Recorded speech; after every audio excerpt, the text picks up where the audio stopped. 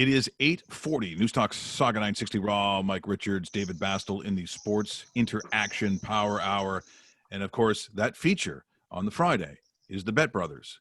Phil Gray and now Stephen Rapp, who joins us, who I'd have to think, as he stands around his giant oil painting of Tiger Woods with certain candles around it, and maybe little sacrifices that have been made to the Tiger, that this weekend, Stephen, has to be huge for you. Huge. Yeah, I'm excited for it, obviously. And it's live golf. It's golf you can bet on. I really enjoyed the Phil Tiger match a couple of years ago, I guess it was, live in play. I wasn't as excited about, and I didn't think it worked out as well last week. Mostly because they decided it on a 120-yard KP, close to the pin from 120 yards. I mean, I could hit 120 yards close. Use a 6-iron, and they were using sandwiches. But anyway, yeah, no, this should be an incredibly exciting event. I mean, people really don't understand all the rules, what's going to happen. I was looking today. I mean, some of the props that are up there, I'm sure Dave has seen them. There's that hole that they got to play with one club, and it's 6-iron or over, or 5-iron or under for Tiger and Tom.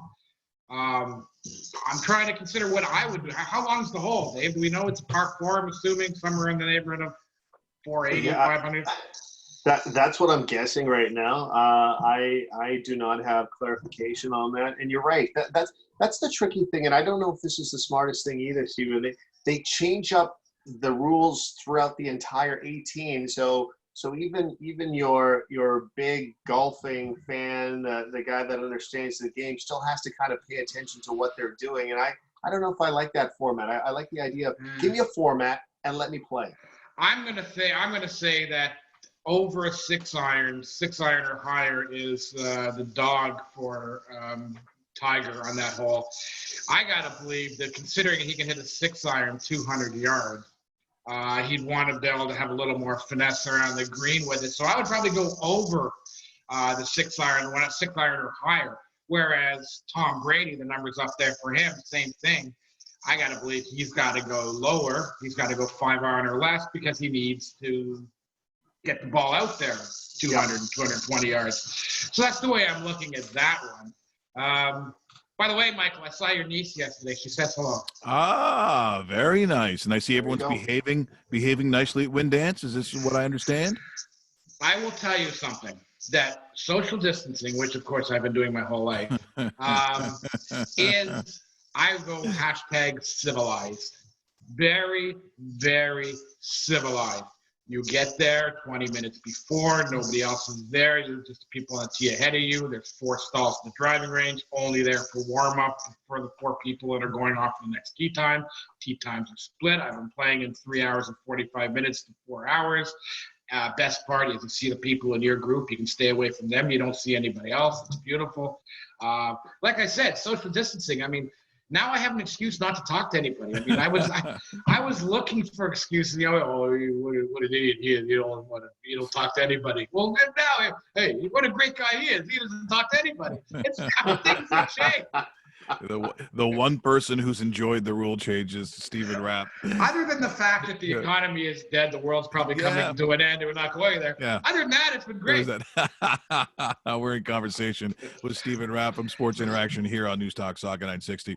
Now, getting back to what we were just talking about with the and you were mentioning how the rules kind of change from the holes, and it's a little goofy. It's made to be that way, but I think it's also made for in play. And for those who maybe don't understand the magic of it, this is a tournament that literally is made for in play gambling.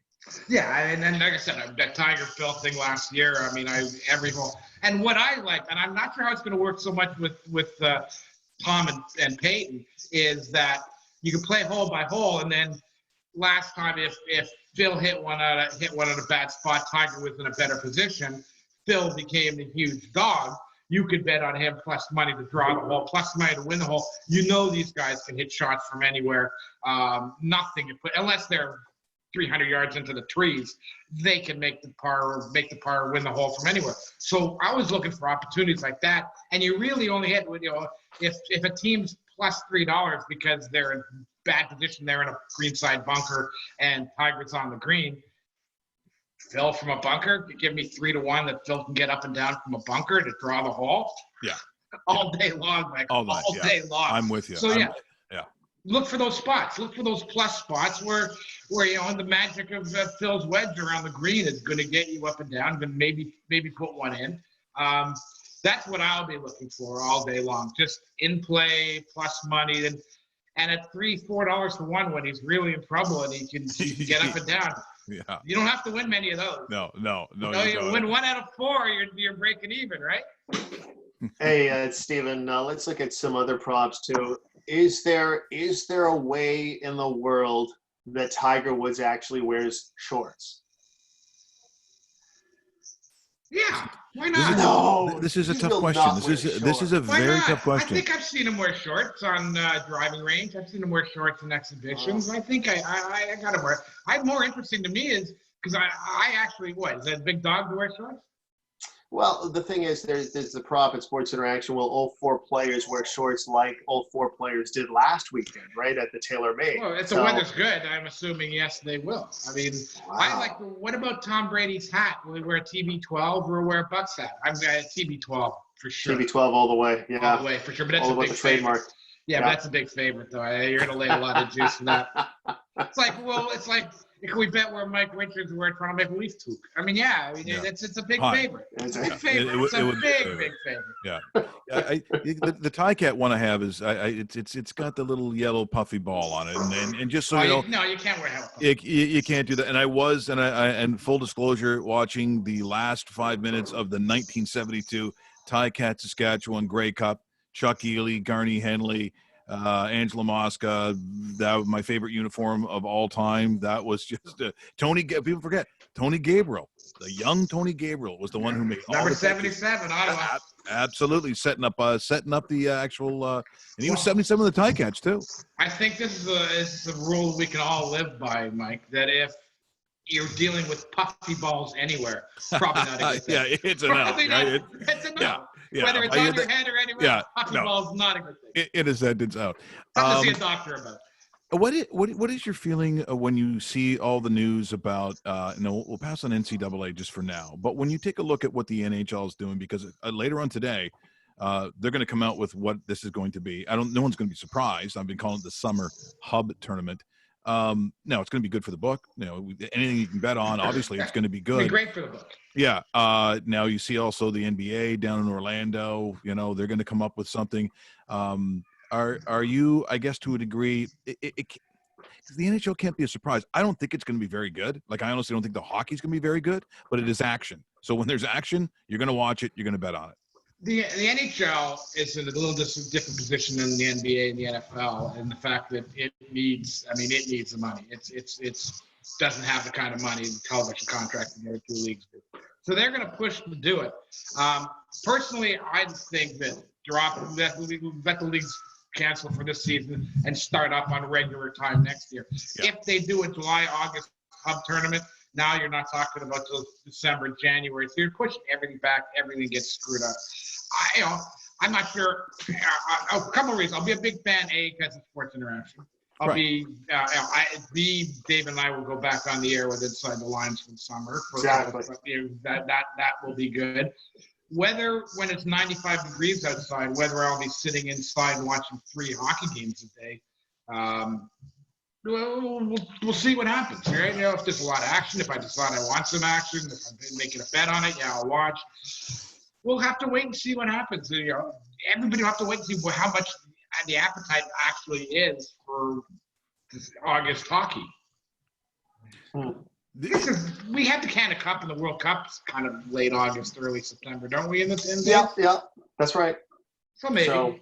It'll just be that atmosphere of watching, when you play summer hockey, there's no one in the barn and, the puck's going around. You hear, just the sounds you kind of hear of it. Now, I have heard this before and I do understand it. For football, I'm talking NFL now, for that first game with no fans, there are a lot of people that are going to be intrigued by what that sounds like. Now, if you cover football, you go to the practices, you kind of get a sense of what that's going to be. But an actual real NFL game where you can hear everything, including the defensive calls, like there'll be a lot of stuff that people aren't aware of that goes on in a football game. I think for the first games, there will be that piqued interest. But that is going to be short-lived. But and again, how short-lived I don't know, because Ohio State figures they can get 50,000 people in the Horseshoe, and they're already talking about putting people. I'm talking week number 1 in the Horseshoe at Ohio State. Yeah, so maybe Ohio won't exist after that. It's crazy. I mean, who knows what you're going to see? Who knows what you're going to watch? I don't know. I don't know. Have you ever played ball hockey? I played ball hockey for 8 years in the summer. We played ball hockey in arenas that used to have ice that no longer had ice. Yeah. I happened to be a goalie, and after the first game, I realized with that orange ball, I need full equipment. Yeah. It was, that was the craziest thing. Anyway, that ball was like a rock, and the guys were shooting it. Guys from, I had Bobby Orr's brother shooting on me for my. Anyways, I remember that it was 140 degrees in that arena. I would sweat out 30 pounds. That's me playing ball hockey in the middle of summer in an arena. How are these guys going to play in the middle of August in Florida or something? It'd be like, first of all, they'll be playing on soup. It'll be ice soup. There's how do you keep professional hockey players skating 3 games a week on ice when it's 90 degrees outside? In their defense, I know Winnipeg is winning it's winter all year. Dave. They can do it in Winnipeg. It's winter all year. They can play outdoors in Winnipeg in August. In their defense, Stephen, their facilities are a little bit better than your ball hockey ones. How do you know how Cover Park Fitness Center was? I'm just saying. I know it's really close. Cover Park Fitness Center was up there as far as single-use 2 dressing room arenas. Hey, that guy was out there at least 3-4 times a day on a Zamboni. Even when there was no ice in. Don't be saying Cover Park Fitness Center. I know it's no Winnipeg where they can play outdoor hockey in August, but come on, Cover Park was it. Well, and Dave, that was your question to James Richmond of the Mississauga Steelheads, was about the ice surface. Because look, this ain't a practice. This isn't guys kind of going hard. This will be. They are going to chop up that ice like they're trying to make a daiquiri, and I'll just be really curious to see, even in Florida, even like they're talking about Edmonton being one of the hub cities, simply because of the incidence or the low incidence of their numbers. And look, what's more beautiful than Edmonton in the summertime? I know what you're saying. But Winnipeg in the winter. But hey, folks, looks like this hockey's going to happen, and if they keep making noise like this out of Orlando, we're going to get some NBA too, which is wrestling and UFC and golf and NASCAR's back, and it's starting to open up a bit. We're starting to see some. I don't know how much Bundesliga you watch without fans. It was weird. They play football without fans. Any sport without fans. Are you going to put a viewer discretion advised on there, because you're going to hear a couple F-bombs? Yeah, that's true. Well, those parabolic mics they have, that go out for the football. Imagine the stuff. I hope Steve Downey's not on the ice. Stephen, thanks so much for this morning. Always a pleasure on a Friday. Give the best to you and your family and your wife, and have a great weekend. And enjoy the pool this weekend, because I think that's in there. That is if the heater that I've been waiting for a month shows up today. It was supposed to show up yesterday. We have no heat. We have no heat. If you'd like to jump in, a pool at about 65 degrees right now. But those are #first world problems. So we'll take that one on our own, and we'll worry about that. And there you were, making Winnipeg cracks. Well, you know what the water's like. What the water's like in a pool unheated in Winnipeg. You jump in, you break your neck on the ice. Stephen, it was 28 yesterday in Winnipeg. Come on. Fahrenheit? You're still Fahrenheit? Bye, Stephen. Bye, guys. Bye, Stephen. Stephen Rapp from Sports Interaction, as always, wrapping up a Friday in the best way possible. Always great to have him aboard. So